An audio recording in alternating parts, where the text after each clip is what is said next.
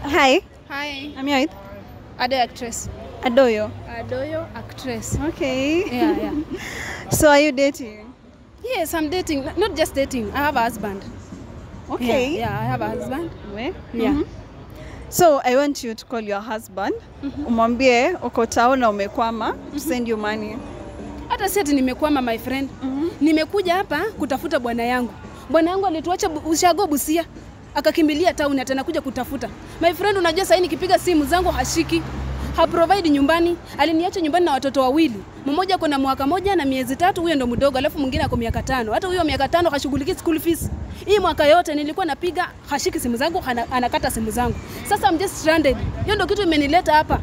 Sijui nitampigia aje, maana yake hashiki simu zangu. Sijui vile nitampata. But nimekuja hapa Nairobi yenye nasikilianga tu kwa gazeti, kwa radio, kwa TV ati Nairobi town.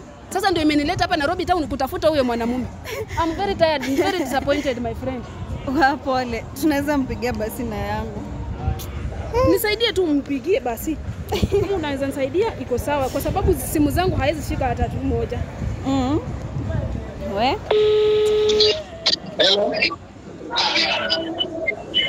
Hello. Hey. Baba Samson, ni bibi yako. Niko hapa town na nimekuja kukutafuta. Baba Samson ni nani? Wewe Diperman, sasa unajigeuza nini? Mimi niko hapa na kutafuta, nimekuja hapa sina mali pa kuenda, hatuna pesa, watoto nimewaacha nyumbani. Kindly kama uko mtu mwenye uko na roho, kuja unichukue. Niko hapa town hata nimeomba tu simu. Confuse namba wewe, mimi kijana yako tangu lini? Niko hapa Cardinal. Sasa nimeconfuse namba vitu gani? Ona vile anaongea. Nimeconfuse namba vitu gani? Wewe uliniacha na mimba ngapi nyumbani? Uliniacha na mimba mtoto wa mwisho. Ona sasa amekata. Mimi vile niko hapa sina hata nguo. Umeona vile nafanana? Mimi nasikia tu online bwanaka na trend. Bwanaka ana trend, anavaa masuti fana za wapi? Mimi mwenyewe niko tu na maternity yangu yenye nilibebea mimba ya mtoto wa mwisho. Sina nguo, sina chochote.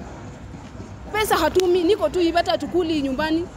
Kama nyakolanga gari unafanya gari unalimia mtu kwa shamba ndio upate chakula hata angalau. Sina hapa kulala my friend, nisaidie tu kama unaweza nisaidia. Sina hapa hata pa kulala peke yake.